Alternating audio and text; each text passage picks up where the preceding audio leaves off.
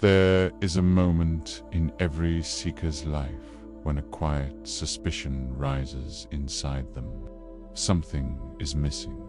Not missing in the world, not missing in the scriptures, but missing in the way we were taught to understand them. A subtle, unspoken truth, something hidden in plain sight. And for many, that moment comes while reading the words of Jesus. If your eye is single, your whole body will be filled with light. A strange sentence, a poetic sentence, a sentence that does not fit the simplified, surface-level Christianity most of us grew up with. Why would Jesus say your eye, not your eyes? Why would he say that a single eye could fill the entire body with light? Why did he speak in riddles, symbols, and metaphors, almost like he was pointing to something deeper, something internal, something anatomical, something experiential? And why has this teaching, above so many others, been ignored, softened, or dismissed as just a metaphor? Unless it was never meant to be a metaphor at all. For centuries, countless believers have felt a quiet unease that the mainstream version of Christianity is incomplete, watered down, stripped of something essential. Not because Jesus' message was unclear, but because the world he lived in was pulsing with esoteric, mystical knowledge that institutional religion later buried, diluted, or replaced. And this single eye was one of its most important keys. Now imagine this. What if Jesus wasn't speaking mystically, but anatomically?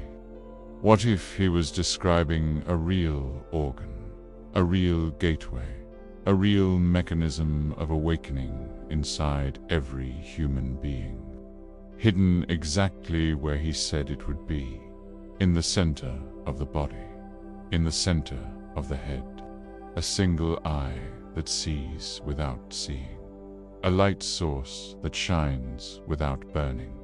What if Jesus was pointing directly at the pineal gland?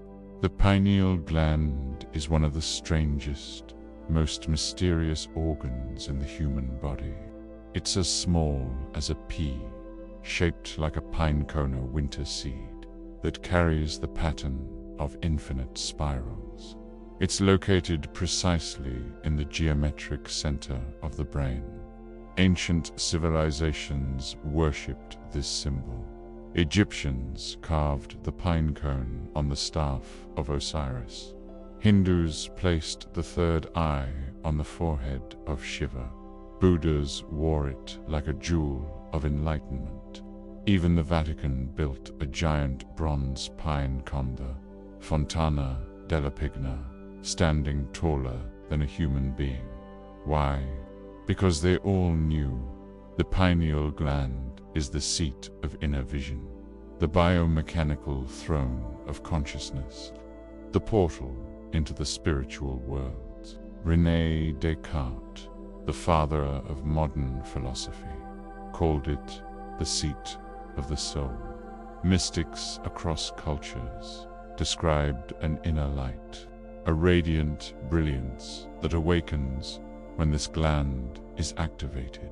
And Jesus, he simply called it the single eye that fills the body with light. When the pineal gland is functioning properly, it behaves like a biological lantern. It regulates our sleep cycles. It creates melatonin, the hormone of darkness and restoration. Some researchers even propose it produces DMT, the spirit molecule that can be released at birth, at death, and during profound mystical experiences. This gland literally glows under certain conditions. It contains photoreceptors, the same type of cells found in your eyes. It responds to light, even inside a dark skull. This is not poetic language. This is neuroscience. The body contains a lamp deep inside, waiting to be awakened. Jesus was surrounded by seekers, mystics, Essenes, desert teachers, and initiates of ancient schools that understood the body as a temple. He spoke to crowds that included farmers and people initiated into deep mysteries. So his teaching had to operate on two levels: a surface message for the many, and a hidden message for the few, for those with ears to hear. The pineal gland was the symbol of these inner teachings. That is why Jesus spoke of light inside the body, the eye that sees truth, going into the inner room to pray, the kingdom within you, the mystery hidden since the foundation of the world, revelation through direct experience, and being born again in spirit, not in the flesh. All these phrases point inward, not outward, toward the body, toward consciousness, toward awakening. And here begins the tragedy and the mystery. When Christianity became institutionalized by the Roman Empire, something subtle but devastating changed. The teachings that empowered individuals, the teachings that said God lives inside you, that the temple is your body, and that you can awaken direct vision, were removed, softened, or actively suppressed. Because a person who knows God lives inside them cannot be controlled. A person whose inner light is awakened can no longer be ruled through guilt, fear, or dependency.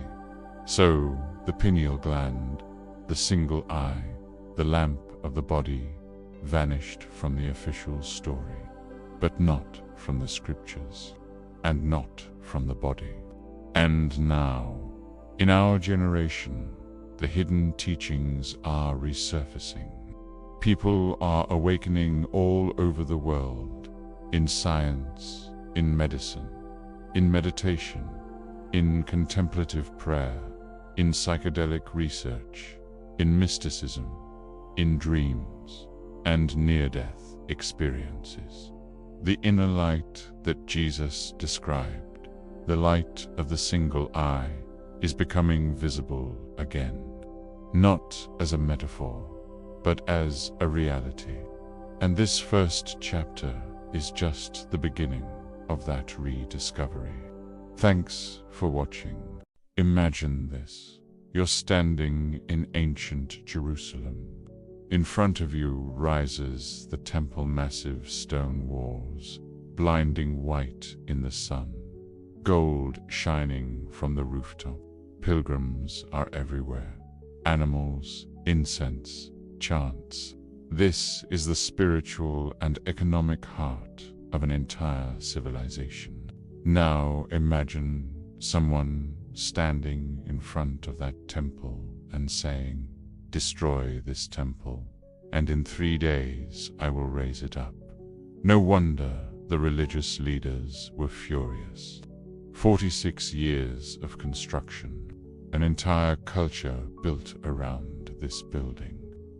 And a carpenter from Nazareth claims he can rebuild it in 3 days. But the Gospel of John reveals something almost nobody noticed. He was speaking of the temple of his body. He wasn't just predicting his resurrection. He was revealing one of the most suppressed truths in human history. The true temple of God is not made of stone. It is made of flesh. It is made of you. And when you understand that, not as poetry, but as anatomy, everything changes. What if the ancient temple in Jerusalem was never meant to be just a sacred building, but a map?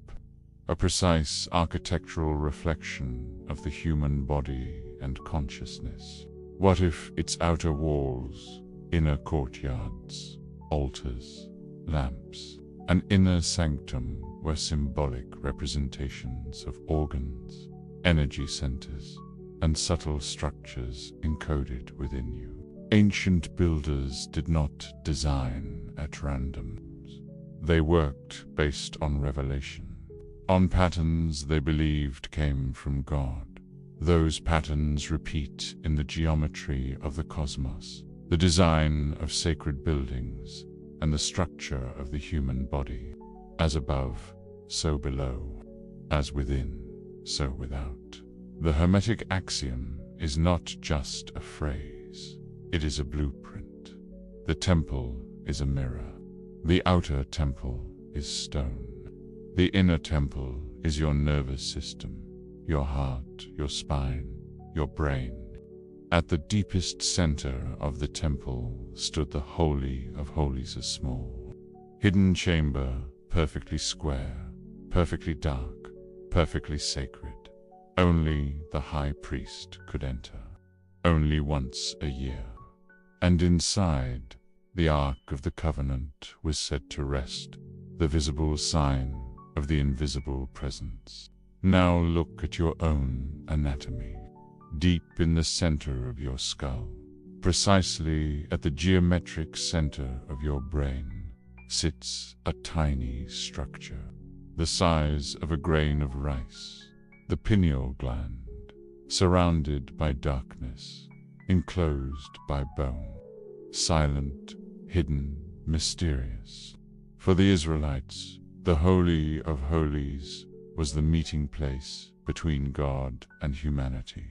For you, the pineal gland is the meeting place between consciousness and matter. The Ark of the Covenant represented the indwelling presence of the divine. Your pineal gland functions exactly as such, a vessel receiver, a transmitter, a focal point where higher states of awareness interface with your biology. Ancient mystics understood this. Egyptians symbolized it as the Eye of Horus. Hindus placed it as the third eye between the brows. Buddhists carved it as lotus eyes and radiant crowns. Early Christian mystics felt it as the eye of the heart. The temple's inner chamber and your inner gland are two versions of the same idea. There is a place deep inside you where heaven meets earth. Inside the temple burned the golden menorah, the seven-branched lampstand. Its light had a command. It was never to go out. It symbolized continuous divine illumination, the unceasing presence of God. Now, let's come back to your body. Your pineal gland is not just a lump of tissue. It is photoactive. It responds to light and darkness. It regulates your day and night cycles. It whispers to the rest of your body, this is the time to wake. This is the time to sleep. This is the time to dream. Some researchers believe it emits subtle photon-sexual light inside the brain. Your brain cells communicate with light impulses as well as chemistry. In other words, you have an inner lamp. Jesus said, the lamp of the body is the eye. If your eye is single, your whole body will be full of light. In temple language, if the menorah never goes out, the whole temple remains illuminated.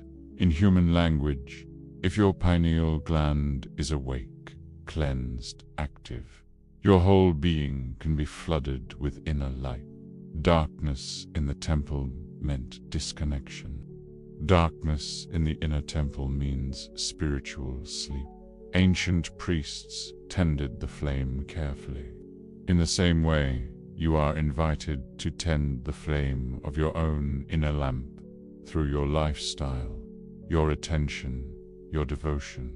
Outside the inner chamber, the temple contained an altar, a place where offerings were burned, transformed by fire, lifted as smoke to the heavens. Blood, grain, oil, earthly matter surrendered, changed into something subtler. Your body has such an altar too. It's called the heart. Not only the physical heart that pumps blood, but the energetic heart, the emotional and spiritual center of your being. It is here that lower emotions are offered up. Fear, anger, resentment, shame, jealousy, grievance. These are the animals of the psyche, instinctive, necessary, but not meant to rule you. When you cling to them, they rot.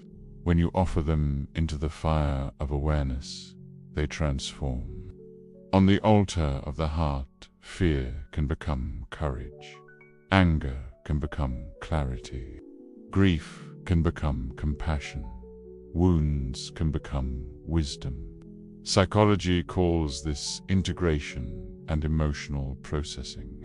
Mysticism calls it inner alchemy. The temple calls it sacrifice. You are not called to kill your emotions. You are called to bring them to the altar and let them be changed by the sacred fire of presence. Every time you breathe into your chest and consciously release a heavy emotion, you are acting as your own priest, performing a ritual in the temple of your body. The temple wasn't only a flat floor plan. It had vertical depth, a connection between the foundations and the heavens. The Bible uses a vivid image for this vertical connection. Jacob's ladder stairway between earth and heaven, on which angels ascended and descended. In your body, this ladder is your spine, stacked vertebra by vertebra, forming a pillar. At its base, grounding, survival, physical life. At its top, the skull, the pineal, the crown of awareness. Along this ladder flows cerebrospinal fluid, a clear, shimmering liquid bathing your brain and spinal cord. It carries nutrients. It cushions your nervous system. But in esoteric traditions, it was seen as something more. A sacred river carrying subtle energy from base to crown. A living, anointing oil. Some early Christian mystics described an anointing from within, a chrism that descended from above and rose from below. The word Christ itself is related to the Anointed One. What if this anointing was not only symbolic, but also a description of how energy moves through your own spine, up to the pineal, lighting the inner lamp? Imagine your spine as the central column of the temple. Imagine each vertebra as a step. Imagine every breath sending waves of energy up and down, like messengers, angels ascending and descending. Your entire nervous system is a living Jacob's ladder, from Egypt to Greece, from the Essenes in the desert to early Christian mystics. There existed mystery schools, not schools of belief, schools of experience. They taught initiates how to work with breath, purify the body, quiet the mind, awaken the heart, and activate specific centers, like the pineal gland. Students learned to treat their bodies not as sinful obstacles, but as living temples, precise instruments, built for contact with the divine. This was not abstract theology. This was practical neurospiritual technology, inner postures that changed emotional states, fasting and dietary patterns that cleansed and sensitized the body, prayer and chanting that altered brainwaves, focused attention on the center of the head and the heart, awakening inner light. Modern science is only just beginning to catch up, studying how meditation reshapes the brain, how breath affects the nervous system, how focused intention shifts physiology. What the mystics intuited, neuroscience now measures. Body and spirit were never enemies. The body is the interface of spirit. Pause for a moment. Place your hand on your chest. Feel your heart beat. Now, really imagine that. Your heart is an altar. Your spine is a ladder to heaven. Your brain is the Holy of Holies. Your pineal gland is the ark, the meeting point of God and awareness. Your breath is incense rising, a constant offering. Your cells are stones of the temple wall, each one alive, each one sacred. What does that do to the way you see yourself? You are no longer just a sinner trying to be good. You are an architect's masterpiece, a sacred structure designed for direct contact with the infinite. Your body is not your enemy. It is your sanctuary, your instrument, your cathedral of consciousness. When Jesus said, "Destroy this temple, and in 3 days I will raise it up," he was not only speaking of his own resurrection. He was revealing a pattern. Consciousness, once awakened, cannot be confined to stone, ritual, or institution. It lives in the body, and it rises always. In the first chapter, you learned about the single eye and the pineal gland as the lamp of the body. In this second chapter, you've discovered that the temple is your body. The Holy of Holies is your inner brain. The ark is your pineal gland. The menorah is your inner light. The altar is your heart. Jacob's ladder is your spine. The offering is your old self, transmuted by awareness into something divine. This is not meant to flatter you. It is meant to awaken you. Because once you see your body as a temple, you can no longer live carelessly inside it. You start walking differently, breathing differently, feeling differently, praying differently. You stop looking only up at the sky for God and start looking inward, where the true architecture of the sacred was built from the beginning. You are the temple, and this is only the beginning of remembering how to use it. Thanks for watching, and don't forget to subscribe for the next chapter of this journey. In the beginning, before thought, before belief, before language, there was breath. Before you spoke your first word, before you formed your first memory, before you even opened your eyes, your life began with a single inhalation.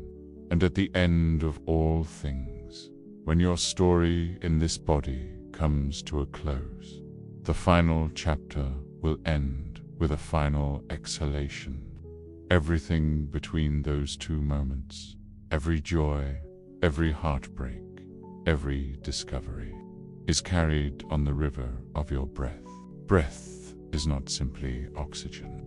It's the interface between spirit and flesh, the bridge between consciousness and biology. It's the rhythm through which your inner temple becomes activated. The teachings of Jesus, the mystics, the yogis, the Taoists, and even modern neuroscience all converge on one profound truth. Breath is the key to awakening the body temple. Across cultures and millennia, we see the same equation. In Hebrew, the word for spirit, ruach, also means breath. In Greek, pneuma means both spirit and breath. In Sanskrit, prana is both breath and life force. And in Chinese, qi means the same. It's a universal code. Breath equals spirit. Spirit equals life. Life equals consciousness. Breath is the world's oldest spiritual technology. This isn't symbolic or metaphorical. It's literal. Every inhalation is an invitation. Every exhalation is a release. And between them lies a doorway, a space of stillness where the inner light becomes accessible. Modern science confirms what the ancients knew. Your breath controls your nervous system. Your nervous system controls your perception, and your perception controls your reality. Through breath, you can enter states of peace, clarity, emotional alchemy, heightened intuition, and even pineal activation. Your breath is the ignition switch of your inner temple. So, how does this work? Let's look at the physiology of the sacred. When you breathe slowly and deeply, several amazing things happen in your body. First, the vagus nerve activates. This massive nerve connects your brain to your heart, lungs, and gut. When it's activated, it slows your heart rate, relaxes your muscles, and quiets all that mental noise. Simultaneously, your stress hormones drop, cortisol levels fall, your adrenal glands calm down, and the whole fight-or-flight system powers down. Your brain then starts producing more alpha and theta brainwaves. These are the same brainwaves associated with deep meditation, prayer, creativity, and those profound mystical experiences.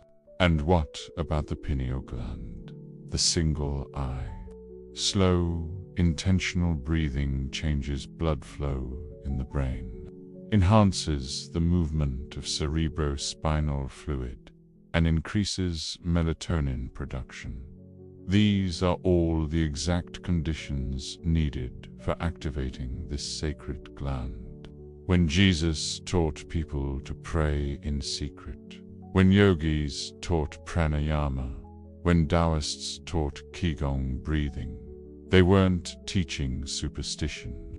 They were teaching neurophysiology, long before modern science had a name for it. Now, look at a baby breathing. See how their little belly rises and falls so naturally. No stress, no ego, no tension.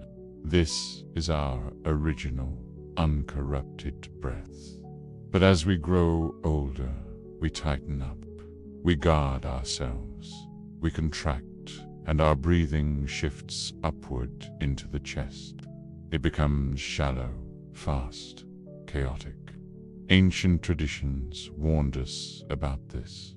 Upper chest breathing feeds fear, while belly breathing feeds life.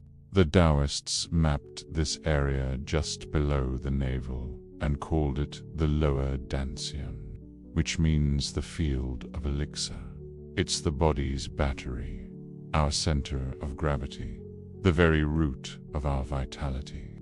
When you breathe consciously into the dantian, your diaphragm descends, gently massaging your organs. Lymph and blood flow increase. Energy becomes grounded, emotions stabilize, and the mind quiets down. This is what Jesus meant when he said, "Out of your belly shall flow rivers of living water." He wasn't talking about digestion. He was pointing to this powerful, energetic center. Your belly is the reservoir of life, but breath does more than just calm the mind or energize the body. It opens the heart center, the altar of your inner temple. When you inhale deeply into your chest, you stretch the fascia and muscles around the heart. This slows your heartbeat and creates what scientists call heart coherence, measurable electromagnetic harmony between your heart and brain. Heart coherence isn't just poetry, it's physics. When you breathe at a rhythm of about 5 to 6 breaths per minute, your heart enters this coherent state. It's a state associated with compassion, empathy, gratitude, and deep spiritual insight. This is the same state mystics achieved through prayer. It is the pure heart that sees God, and breath is the key that unlocks it. And then there is the higher breath, the breath that awakens the single eye, the one that lights the inner lamp of the brain. Deep, slow, rhythmic breathing increases melatonin, serotonin, nitric oxide, and even DMT precursors in the brain. It also enhances cerebrospinal fluid pressure waves and blood oxygen saturation. Each of these plays a role in awakening the pineal gland. Imagine your pineal gland floating in a luminous ocean of fluid. Now imagine each breath sending a gentle ripple of energy toward it. With each rhythmic wave, the gland slowly awakens, glowing, responding. The ancients called this the anointing. Modern science calls it photic stimulation and neuroendocrine activation. But whatever name you prefer, the experience is the same.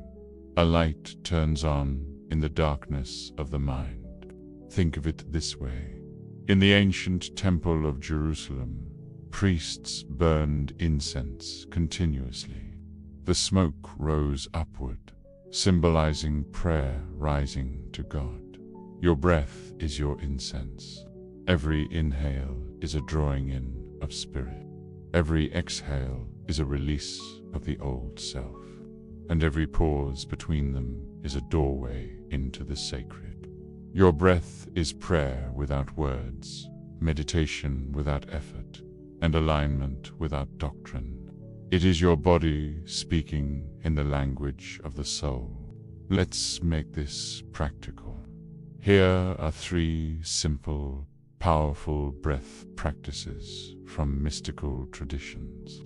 First, the belly of life, or Danshin breathing. Simply inhale into your lower belly, letting it expand like a balloon. Then exhale slowly, feeling your belly soften. Continue for 5 to 10 minutes. This will bring grounding, emotional balance, and clarity. Second, the heart flame breath. Breathe into the center of your chest.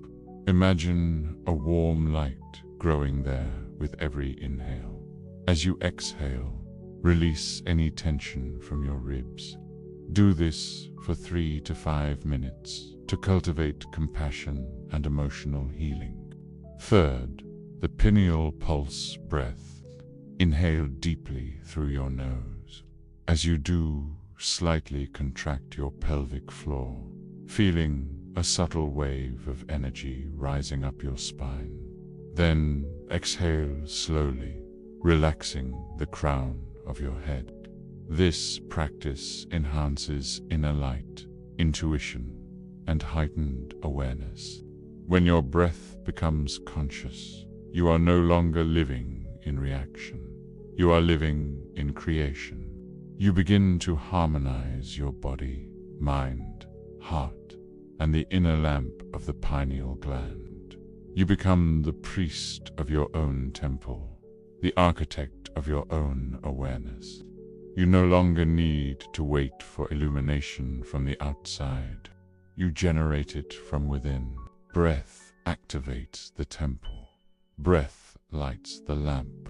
Breath opens the Holy of Holies. Through breath, you become whole again. This is the river of living water Jesus spoke of. This is the breath of God moving through you. This is the sacred technology hidden in plain sight that has been waiting inside you since the moment you were born. Thank you for joining me on this journey. If this resonated with you, please like, share, and subscribe for more explorations into the sacred. You've been taught so many things about emotions, that they're weaknesses, that they must be suppressed or controlled, that they make you irrational or fragile. But here's the truth the ancient mystics knew, a truth modern neuroscience is finally rediscovering. Emotions are energy. Emotion is simply energy in motion. They aren't obstacles on the spiritual path. They are the spiritual path.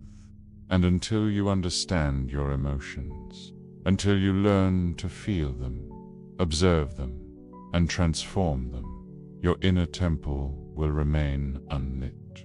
Because emotions are the fire inside the altar of the heart. They can burn you, or they can purify you. They can imprison you, or they can liberate you. Every emotion is a messenger, an opportunity, a doorway. And learning to work with them is the essence of inner alchemy. Modern science confirms what ancient teachings always said. Your emotions change your heart rhythm, your breathing pattern, your hormones, your immune system, your perception, your thoughts, your posture, and even the electromagnetic field around your body. Emotions are not just in your head, they are full body states. When you feel fear, your whole physiology becomes fear. When you feel gratitude, your whole physiology becomes gratitude. Yogic texts described emotions as currents in the subtle body. The Psalms described emotional states as storms and waves. Buddhists mapped them as mental formations. Chinese Taoists called them energies of the organs. And neuroscience says the same thing in modern language. Your emotional state determines the quality of your consciousness. This is why Jesus began his teaching not with commandments, but with the Beatitudes, emotional states. Blessed are the pure in heart. Blessed are the meek. Blessed are those who mourn. Blessed are the peacemakers. He wasn't romanticizing suffering. He was teaching emotional alchemy. Think of your emotions as parts of the temple. Fear sits at the gates, necessary for protection, but not meant to rule. Anger lives near the outer courts, powerful, cleansing, but easily misused. Grief stands in the inner courtyard, a purifier of the soul. Shame hides in the shadows, the false identity that must be burned away.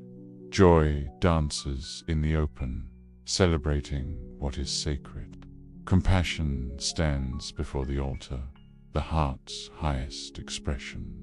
And love resides in the Holy of Holies, the presence that fills everything. Every emotion has its place and its purpose. None of them are sinful or mistakes. They are instruments in the orchestra of the soul.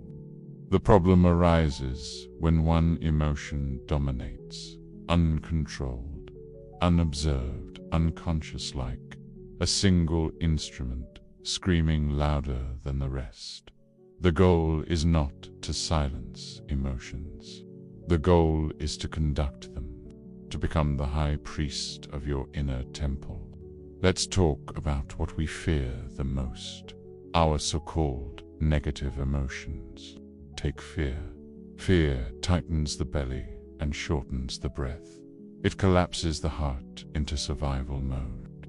But fear isn't evil. Fear is a guardian. It's information. It's a messenger. When fear is listened to, it becomes awareness. When it's ignored, it becomes anxiety. When it's resisted, it becomes panic.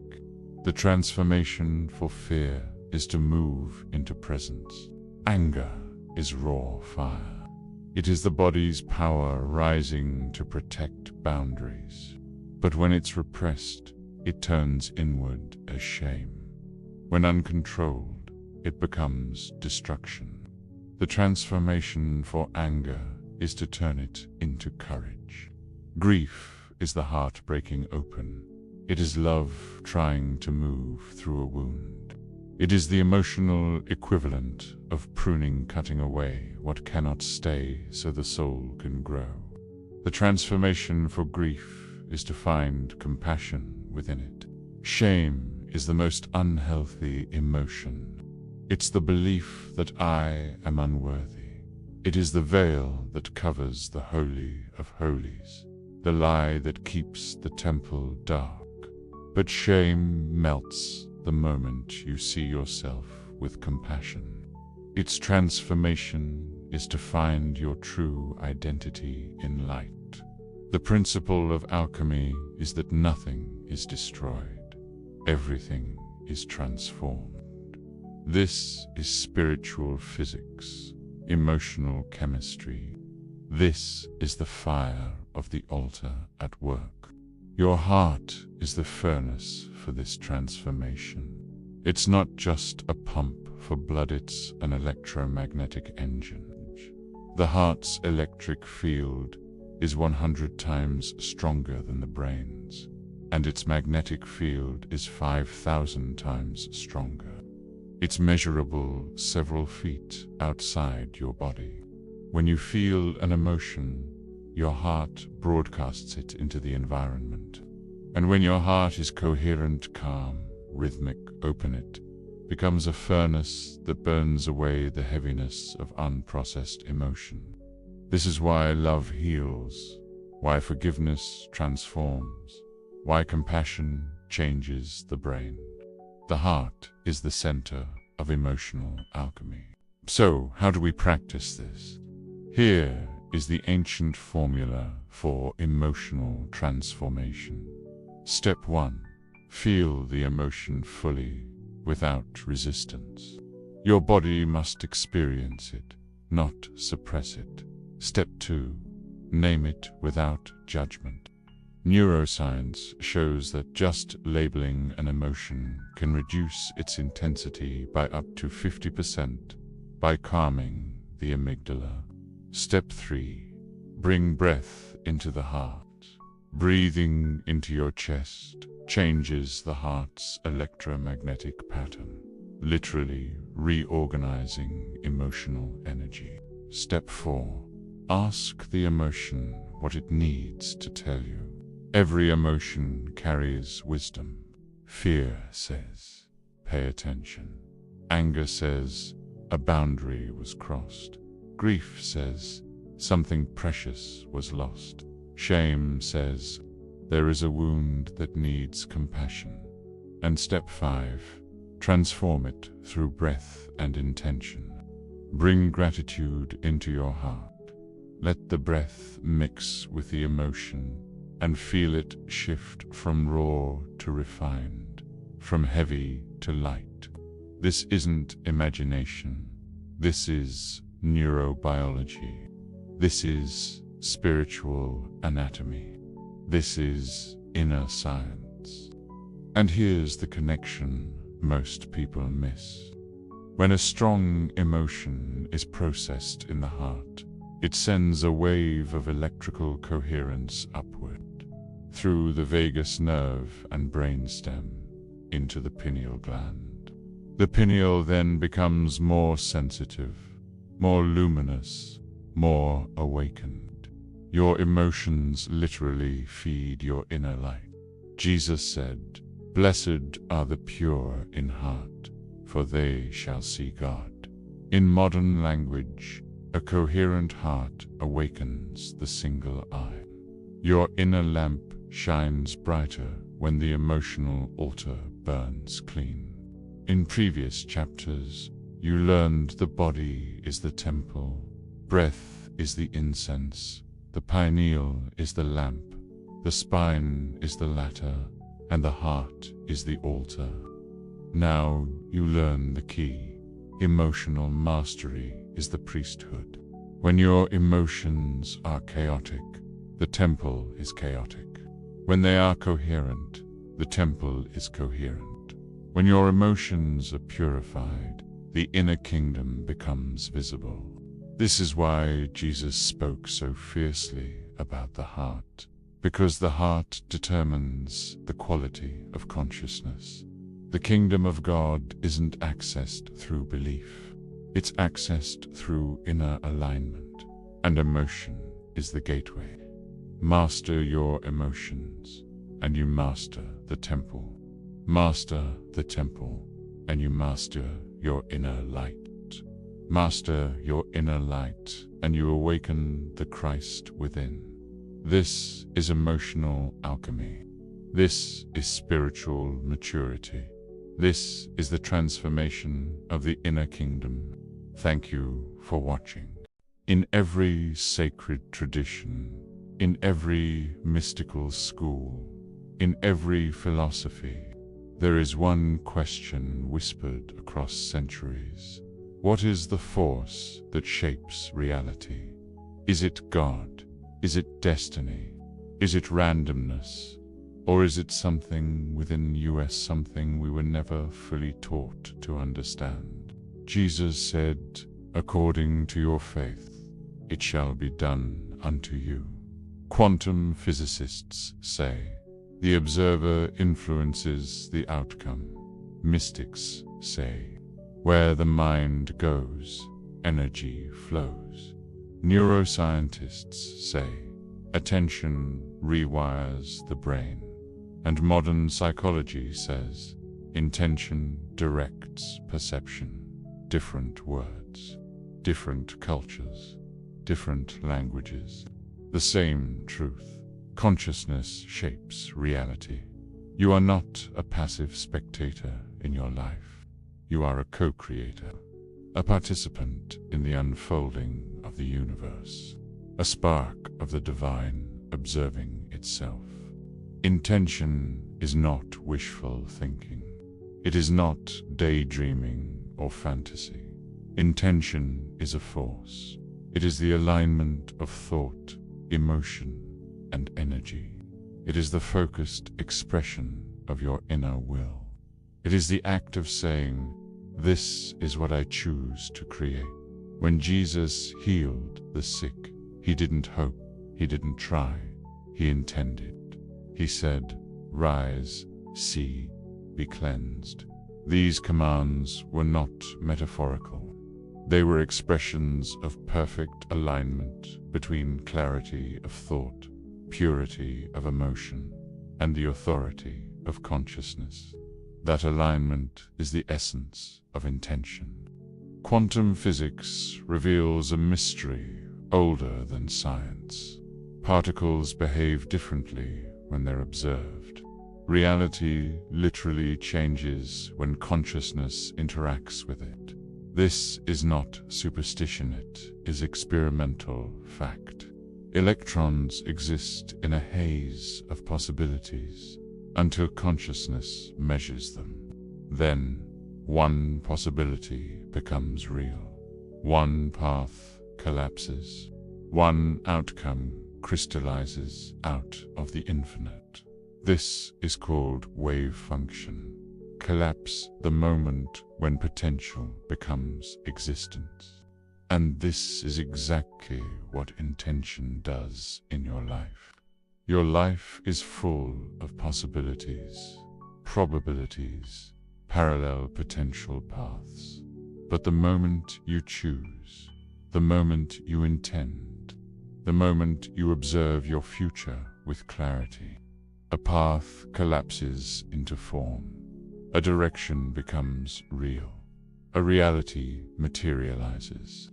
This isn't magic. This is physics.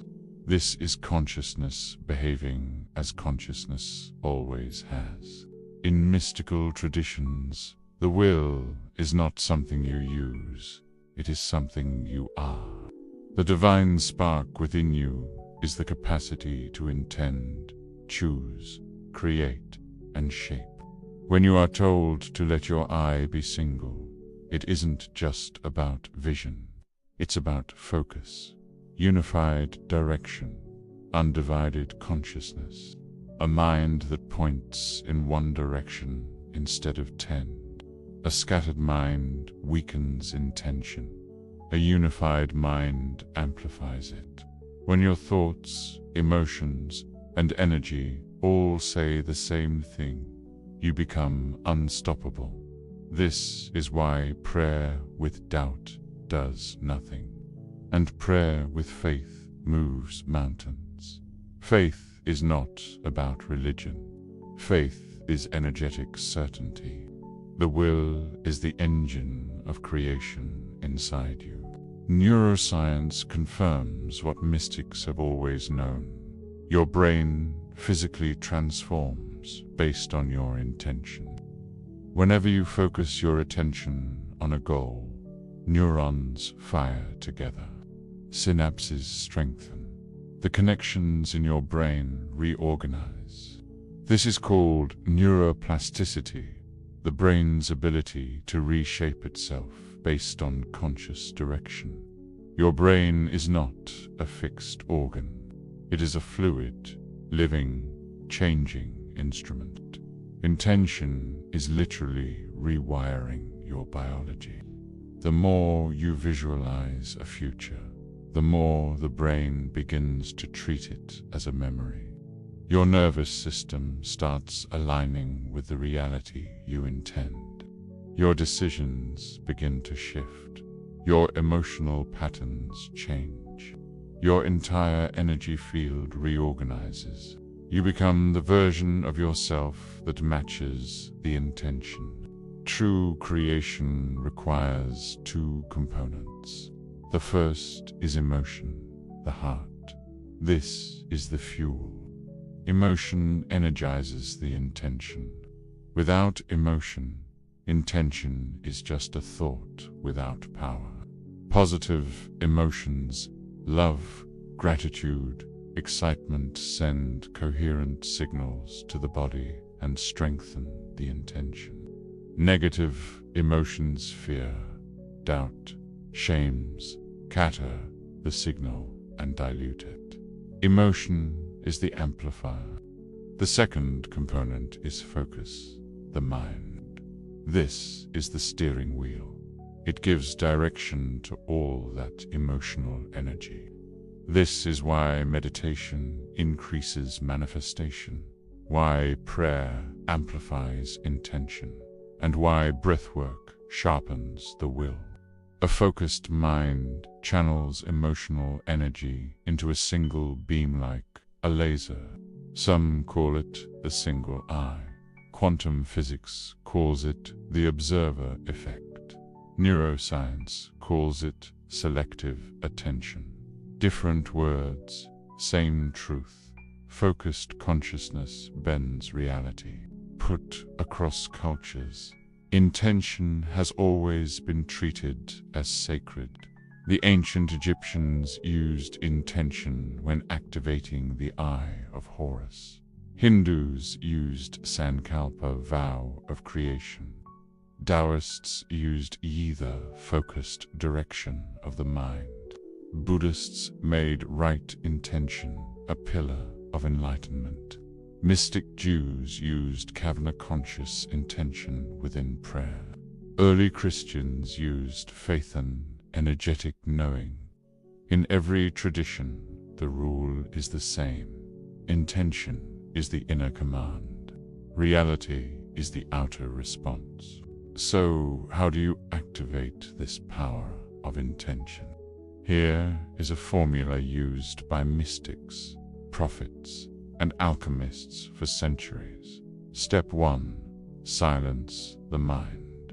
Intention cannot exist in noise. Step 2. Enter the heart. Feel the emotion of the result as if it is already true. Step 3. See the future clearly. Visualize the outcome in vivid detail. Step 4. Speak it. Your voice vibrates intention into physical reality. Step 5. Release control. Let the future unfold without forcing it. Step 6. Act in alignment. Every choice becomes a brick in your new reality. And finally, step 7, hold the state. Stay connected to the emotion of your desired future. This is the technology of creation, the mechanics of intention, the physics of miracles. And here is the secret. When intention becomes strong enough, the pineal gland responds. It releases biophotons, tiny packets of light. It synchronizes brain waves. It amplifies electromagnetic fields. It sends coherent signals into the quantum field. This is why mystics saw visions, why prophets dreamed vividly, why great teachers said, "Your body will be filled with light." The pineal gland is the antenna. Intention is the signal. Together they create reality. The final revelation is this: you are the observer of creation. You are not here to drift through life. You are here to shape it. Your consciousness is a divine instrument. Your intention is a creative beam. Your heart is the power source. Your pineal gland is the transmitter. Your actions are the sculptor's hands. Your faith is the certainty that what you see inwardly will appear outwardly. You are the observer, and the observer changes the observed. This is not metaphor. This is not philosophy or poetry. This is the deepest truth. Reality responds to you. Creation begins within you. You are made in the image of the Creator, and the image creates. Intend with clarity, believe with certainty, act with integrity, and the universe itself will rearrange around your inner vision. This is the power of intention. This is the quantum design of reality. This is the birthright of your consciousness. Thanks for watching. If this resonated with you, like, subscribe, and share this knowledge with others who are ready to awaken their power. There comes a moment on every seeker's journey when the scattered pieces suddenly converge, when the body, the breath, the heart, the pineal gland, the emotions, the will, the intention, all reveal themselves as parts of a single, elegant design. A design so ancient, so astonishingly simple, that once you see it, you can never unsee it. The temple was never out there. The temple was always you. You are the house of the Spirit. You are the lamp that holds the light. You are the altar where emotion is purified. You are the observer shaping reality. You are the bridge between heaven and earth. This was the secret. Jesus carried not a religion, but a map of inner transformation. The kingdom is within you. The Christ is within you. The light is within you. And this final chapter reveals what all of it meant. All ancient wisdom traditions taught the same sacred architecture. The spine is the central pillar. The heart is the altar. The breath is the incense. The pineal gland is the lamp. The mind is the holy chamber. The voice is the word. The will is the authority. And the light is the presence. Your body is the sacred building through which the divine expresses itself in physical form. When Jesus said, "Destroy this temple, and in 3 days I will raise it," he wasn't speaking of a structure of stone. He was speaking of the body. He was talking about the resurrection of consciousness, the awakening of the inner light. He was pointing inward. He always pointed inward. Now, let's erase 2,000 years of misunderstanding. Christ is not Jesus's last name. It's not a title given by a church, and it's certainly not limited to just one person. Christ means the Anointed One, the Enlightened One, the Awakened Light. In Greek, Christos refers to the inner illumination, the awakening of the divine consciousness inside a human being. Every mystic understood this. Every initiate knew this. The Apostle Paul even said it openly. Christ in you, the hope of glory, not beside you, not above you, not above you, not somewhere in the sky, in you. The inner Christ is that moment the lamp of the body, the pineal gland, is awakened by the light of consciousness. It's the moment the heart becomes coherent, the moment intention aligns with divine will. It's when the veil drops and awareness remembers its origin. This is enlightenment in Christian language. This is awakening in spiritual language. This is coherence in scientific language. Different words, same phenomenon. When mystics across cultures had their great visions, the prophets, the yogis, the saints, the desert fathers, they all described the same event. A flood of light inside the body, a brilliance filling the skull, a warmth in the chest, a sense that something divine had awakened within. This isn't a metaphor, this is biophysics. When the pineal gland activates, when biophotons are released, when the heart and brain enter a state of coherence, when intention becomes unified, the nervous system behaves as if a new operating system has been installed. People describe visions, intuitive downloads, profound clarity, deep peace, and a sense of liberation from emotional baggage. They feel heightened empathy, love without an object, and a feeling of unity with everything. These are all signatures of the awakened Christ's consciousness. Your biological temple becomes luminous. Your inner world becomes radiant. Your perception becomes transfigured. This is why every tradition portrayed holy beings with halos. The halo's an artistic representation of a real, observable phenomenon. Western religion often misunderstood ascension as floating up into the sky. But in its original mystical meaning, ascension refers to the elevation of consciousness. It's a rise in your inner frequency, a refinement of your perception, a dissolving of mental limitations. Ascension means your heart becomes lighter, your mind becomes clearer, your emotions become balanced, your intention becomes stronger, your awareness expands, your ego softens, and your connection to the divine becomes vivid and real. You don't leave Earth, you transform your experience of it. You don't escape your body, you bring light into it. Jesus didn't teach escape, he taught transfiguration. This is the true meaning of ascension, lifting the inner temple into a state of divine coherence. Now let's weave all the previous chapters into one living truth.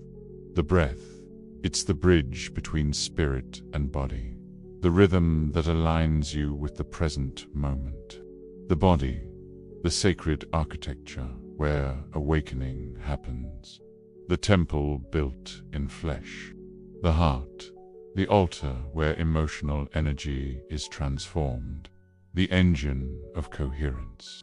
The pineal gland, the lamp that reveals the kingdom within, the biological gateway to illumination, intention and will, the command that shapes reality, the observer that collapses possibility into form and emotion, the fire that fuels creation, the raw material of our inner alchemy. Together, they form the completed temple. And when the temple is lit, when the lamp shines, when the altar burns bright, when breath flows freely, when emotion is purified, when intention is focused, when consciousness awakens, the divine reveals itself through you. Not metaphorically, literally. Your life becomes the gospel. Your presence becomes healing. Your awareness becomes radiant. Your choices become aligned. Your actions become sacred. This is the inner Christ. This is the kingdom within. This is the final revelation. You are not a seeker. You are not a student. You are not a believer hoping for salvation. You are light in human form. You are consciousness experiencing itself. You are the breath of the divine in a temporary body. You are the observer shaping the world. You are the temple of the living presence. Jesus didn't come to create followers. He came to awaken creators. He said, "You will do even greater things than these." Why? Because the same light that lived in him lives in you. The Christ is not a figure to worship. The Christ is a light to awaken. And now you know the path. Breathe, feel, focus, align, intend, open, awaken. The temple is ready. The lamp is lit. The kingdom is within you. And now you step into the world as the living light. Thank you for joining me on this journey. If this resonated with you, please like, share, and subscribe to continue exploring these truths together.